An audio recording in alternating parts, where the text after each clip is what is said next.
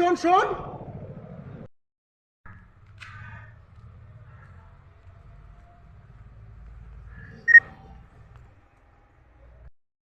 কিরে তুই তো আমার বাড়ির চাকর ছিলিস, তুই তো অনেকদিন আগে মারা গেছিস, আমি কি ঠিক দেখছি?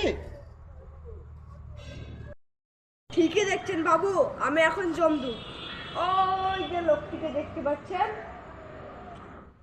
ওই লোকটি কিছুক্ষণের মধ্যেই মারা যাবে, ওকে আমি নিতে এসেছি।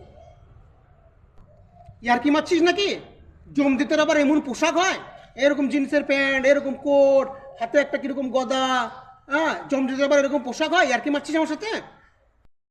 না বাবু, ইয়ার্কি মারিনি, এখন আসল জমদূতদের এরকমই পোশাক হয়। তুই তো অনেক দিন ধরে আমার বাড়িতে কাজ করেছিস, অনেক উপকার করেছিস আমার, তোকেও অনেক সাহায্য করেছি। হ্যাঁ তুই তো আমার নুন খেয়েছিস, তা তুই আমার একটা কাজ করে দিবি, আমার একটু উপকার করে দিবি? বলুন বাবু, কি উপকার করতে পারি আমি আপনার? আমায় নিতে আসার কিছুদিন আগে আমাকে একটু আগে থেকেই জানিয়ে দিবি। হ্যাঁ তাহলে আমার অনেক কাজ বাকি আছে, অনেক অনেক অনেক প্রচুর কাজ বাকি আছে, সেই কাজগুলো তাহলে আমি সেরে নিয়ে তাহলে আমি পরলোকে যেতে ঠিক পারবো। আছে বাবু, তাই হবে।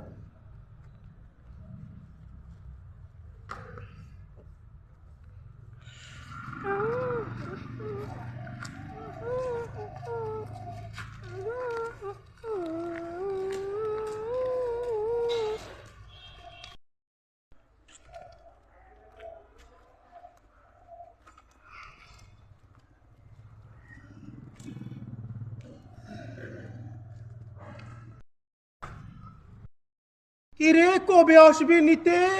তাহলে একটু জানিয়ে দে আমাকে, তাহলে আমার বাকি কাজগুলো সব সেরে নিতে পারি।